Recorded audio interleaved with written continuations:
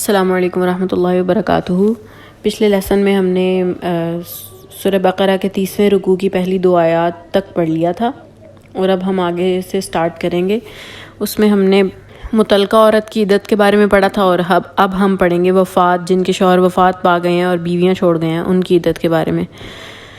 بسم اللہ الرحمن الرحیم۔ والذین یتوفون منکم ویذرون ازواجا، اور جو تم میں سے وفات پا جائیں اور بیویاں چھوڑ جائیں، یتربصن بانفسہن 4 اشہر و10، تو وہ عورتیں روکے رکھیں اپنے آپ کو 4 ماہ 10 دن تک۔ اس سے پہلے ہم نے جو پڑھا تھا 228ویں آیت میں کہ مطلقہ عورت کی عدت 3 ماہ تک ہے۔ یہاں بیوہ عورتوں کی عدت بیان کی جا رہی ہے کہ وہ شوہر کی وفات کے بعد 4 ماہ 10 دن تک اپنے آپ کو شادی سے روکے رکھیں۔ فَإِذَا بَلَغْنَ أَجَلَهُنَّ، پس جب وہ اپنی اس مدت تک پہنچ جائیں یعنی عدت گزار لیں، فَلَا جُنَاحَ عَلَيْكُمْ فِي مَا فَعَلْنَ فِي أَنفُسِهِنَّ بِالْمَعْرُوفِ، تو تم پر کوئی گناہ نہیں ہے اس معاملے میں جو کچھ وہ اپنے بارے میں دستور کے مطابق کریں۔ یعنی عدت گزر چکنے کے بعد وہ آزاد ہیں، جہاں مناسب سمجھیں نکاح کر سکتی ہیں۔ اب تم انہیں روکنا چاہو گے کہ ہماری ناک کٹ جائے گی، یہ بیوہ ہو کر صبر کر کے نہیں بیٹھ سکتی، اس سے رہا نہیں جا رہا، اس طرح کی الٹی پلٹی باتیں کرنے کا آپ کو کوئی اختیار نہیں ہے۔ واللہ بما تعملون خبیر، اور جو کچھ تم کر رہے ہو اللہ اس سے باخبر ہے۔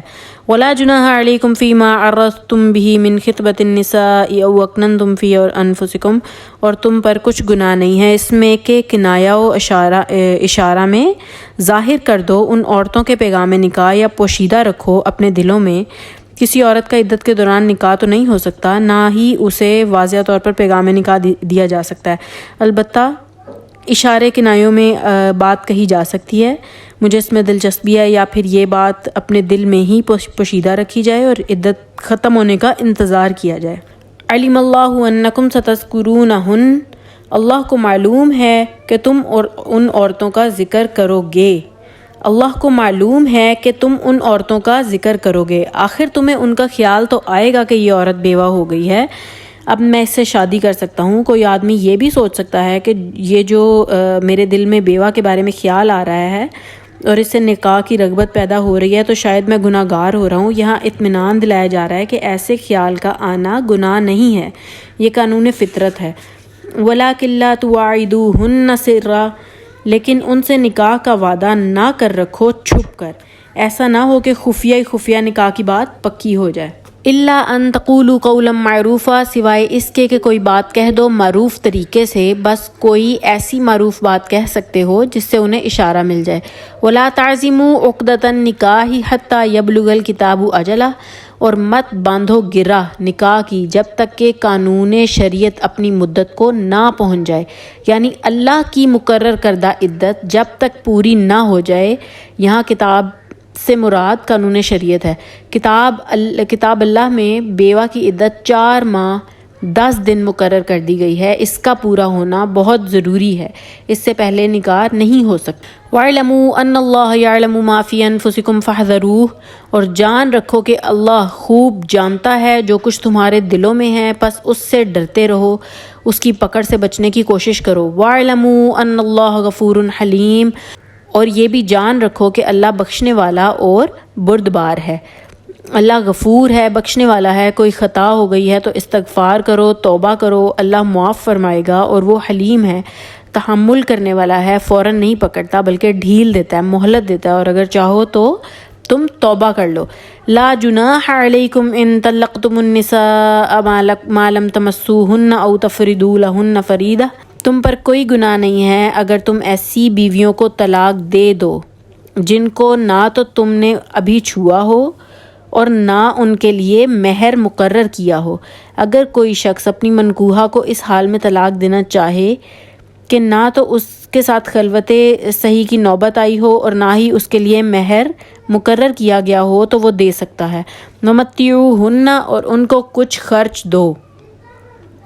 اس صورت میں اگرچہ مہر کی ادائیگی لازم نہیں ہے، لیکن مرد کو چاہیے کہ وہ اسے کچھ نہ کچھ مال و متاع، دنیاوی کپڑے وغیرہ دے دلا کر فارغ کرے۔ علی الموسع قدرہ وعلی المقتر قدرہ، صاحب وسعت پر اپنی حیثیت کے مطابق ضروری ہے اور تنگ دست پر اپنی حیثیت کے مطابق۔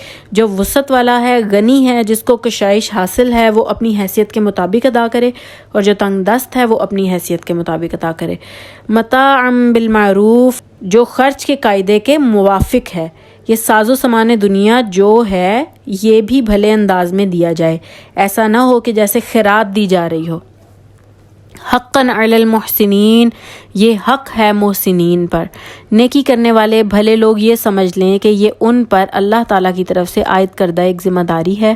وَإِن طَلَّقْتُمُوهُنَّ مِن قَبْلِ أَن تَمَسُّوهُنَّ وَقَدْ فَرَضْتُمْ لَهُنَّ فَرِيضَةً، اور اگر تم عورتوں کو طلاق دو ان کو ہاتھ لگانے سے پہلے اور تم ٹھہرا چکے تھے ان کے لیے ایک متعین مہر، فَنِصْفُ مَا فَرَضْتُمْ، تو جو مہر تم نے طے کیا تھا اب اس کا آدھا ادا کرنا لازم ہے۔ اس صورت میں مقرر شدہ مہر کا آدھا تو تمہیں دینا ہی دینا ہے۔ اگر آپ کا نکاح ہو گیا ہے اور آپ کی رخصتی نہیں ہوئی ہے تو اس معاملے میں آدھا مہر تو آپ نے دینا ہی دینا ہے، اگر آپ کا مہر جو ہے وہ مقرر کر دیا گیا ہے نکاح کے ٹائم پہ۔ الا ان یعفون، اللہ یہ کہ وہ معاف کر دیں، یعنی کوئی عورت خود کہے کہ مجھے آدھا بھی نہیں چاہیے، یا کوئی کہے کہ مجھے چوتھائی دے دیجئے۔ او یعفو الذی بیدہ عقدۃ النکاح، یا وہ شخص درگزر سے کام لے جس کے ہاتھ میں نکاح کی گرہ ہے، اور یہ گرہ مرد کے ہاتھ میں ہے، وہ اسے کھول سکتا ہے، عورت از خود طلاق دے نہیں سکتی، لہٰذا مردوں کے لیے ترغیب ہے کہ وہ اس معاملے میں فراخ دلی سے کام لیں۔ وَأَن تَعْفُوا أَقْرَبُ لِلتَّقْوَىٰ، اور یہ کہ تم مرد درگزر کرو تو یہ تقوی سے قریب تر ہے۔ وَلَا تَنْسَوُا الْفَضْلَ بَيْنَكُمْ، اور اپنے مابین احسان کرنا مت بھلا دو۔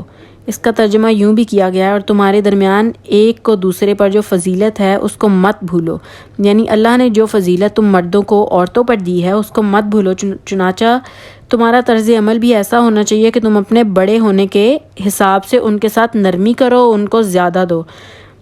تم سے ان کا جتنا بھی مہر مقرر کیا تھا وہ نصف کے بجائے پورا دے دو، اور انہیں معروف طریقے سے عزت و تکریم کے ساتھ رخصت کرو۔ ان اللہ بما تعملون بصیر، یقیناً جو کچھ تم کر رہے ہو اللہ اسے دیکھ رہا ہے۔ صدق اللہ العظیم۔